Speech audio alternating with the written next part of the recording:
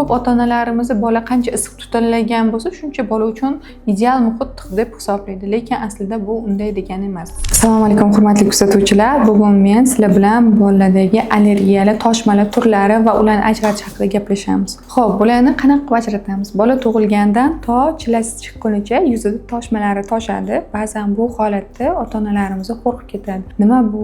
Har xil ugrili toshmalarni ko'rish mumkin. Har xil toshmalarni qizargan, asosan yonoqlarida, qorinlarda kuzatilgan holatda olib kelishadi. Bu diabetes hisoblanadi, chilla davrida bo'ladi va ko'p davolanish shart emas. Asosan onaga diyeta, shirinlik va issiq ovqatlarni, ya'ni tuxum, oqsilga boy ovqatlarni cheklashni tavsiya qilinadi. Ikkinchi o'rinda yosh bolachalarimizni olib kelishadi. Asosan yoziladigan, bukiladigan qismlarimizda toshmalarimiz ko'p bo'ladi. Bo'yin taglarida, tirsak oralarida, chov sohalarida. Bu asosan bolani issiqligidan, ya'ni issiqlik toshgandan darak beradigan mayda-mayda toshmachalar hisoblanadi. Ko'p ota-onalarimiz bola qancha issiq tutilgan bo'lsa, shuncha bola uchun ideal muhit deb hisoblaydi, lekin aslida bu unday degani emas. Uyda sharoitda ham oddiy o'zingiz ustingizda o'tirgan, ustingizga kiyib turgan kiyimdan bitta yana yupqa paxtali narsa kiydirib qo'ysangiz bo'ldi. Bola uchun bu mana shu ideal muhit hisoblanadi. Keyingi toshmalarimiz asosan bola qo'shimcha ovqat yeyish boshlaganda kuzatiladi. Ya'ni kattaroq toshmadek, yuzlari, oyoqlari hamma joyiga qo'shilib ketgan toshmalar keladi. Bu asosan peshvo allergiya hisoblanadi. Ya'ni yegan ovqatidan organizmni bergan reaksiyasi hisoblanadi. Bu ya'ni to'xtagin, shu narsani yemagin degan, bizga bermagin degan reaksiya hisoblanadi.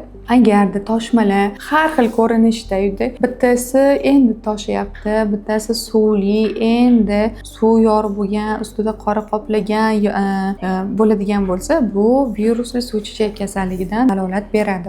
Agarda toshma turlarimiz yana bo'ladigan bo'lsa, 3 kun bola besabab isitmalasada, isitmadan keyin bolada toshma toshib, bola quloqlarning orqasi bilan toshadigan bo'lsa, tepadan pastga qaragan holatda xuddi shu ko'rinishda qo'limizning yengimizgacha bo'lgan joyimizda xuddi ko'ylak kiygandek simptomda toshadigan, son sohasigacha toshgan bo'ladigan bo'lsa, unda bunday holatda qizamiqqa bo'lishi mumkin va bunday holatda siz vrach infeksionist ko'rigiga murojaat qilishingiz kerak hisoblanadi. Agar bolada hamma joyida qizil toshmalar kuzatiladigan bo'lsa, yuzlaridan tortib oyog'in uchigacha qizil bo'ladigan bo'lsa, bu qizamiq bo'lishi mumkin, qizilcha bo'lishi mumkin. Agar bolada lablar atrofida suvli toshmalar, qo'l kaft sohalarida suvli toshmalar, oyoq kaftlar sohalarida suvli toshmalar bo'ladigan bo'lsa, bu virusli koksaki bo'lishi mumkin hisoblanadi. Bunday holatda ham bolani zudlik bilan vrach ko'rigiga olib borishingizni tavsiya qilgan bo'lardim. Agarda bolada bitta toshmada uni usti tochkasi, ya'ni yarasi aniq joy bo'ladigan bo'lsa, buni nimadir chaqqan deb o'ylashingiz ham mumkin. Chunki chaqilgan joy bor, boshqa joylarda toshma yo'q. Bunday holatda ham bu toshmani toshgan qanchalik u zararlanish muhitiga qarab vrachga murojaat qilishingizni so'ragan bo'lardim. Agar sizga ham shunday qiziqarli videolar kerak bo'ladigan bo'lsa, sahifamga obuna bo'ling. Buni sizlar bilan bo'lishib boraman.